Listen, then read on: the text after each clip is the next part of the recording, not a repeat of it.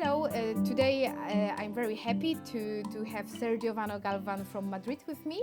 And Sergio, I would like to ask you about a summary of your lecture, because it was very interesting. Thank you, Anna. First of all, congratulations for this Congress. It's absolutely amazing, so all my congratulations. So I had the opportunity to talk about new therapies for androgenetic alopecia, and I would highlight the safety profile of low-dose oral minoxidil with different studies that have been published recently. Secondly, I would highlight also some new data about the safety of 5-alpha reductase inhibitors, finasteride and dutasteride, in patients with a personal history of breast cancer.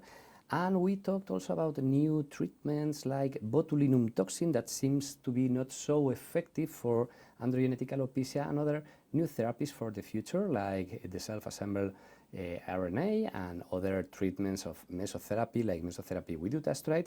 But all we agreed in the audience and in the faculty panel that the most effective treatments were oral treatments like oral minoxidil and oral dutasteride for male patients, and oral minoxidil and oral spironolactone or bicalutamide for female patients. Also, we discussed yesterday about pressure-induced alopecia.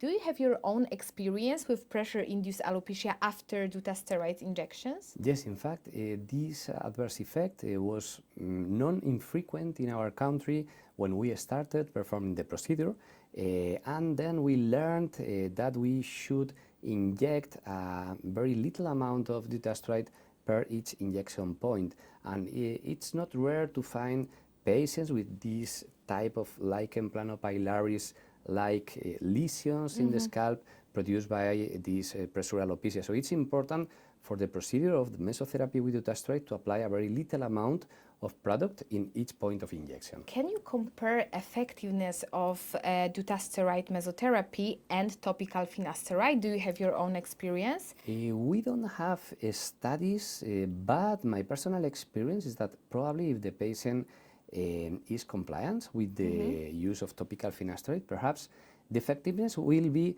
more or less similar from my perspective. But of course, if we combine both, we will increase the degree of effectiveness. I always say that the most effective way of administering anti-androgens is the oral way, the oral administration.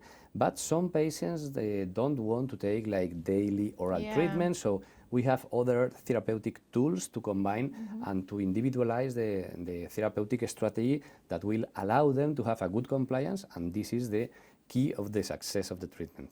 Yeah, what do you think also about the side effects? Because I guess that data showed that no systemic side effects were described in patients treated with topical finasteride or dutasteride injection. Do you see any side effects? Not really. In fact, from my perspective, the majority of the side effects of oral 5-alpha reductase inhibitors are due to the nocebo effect.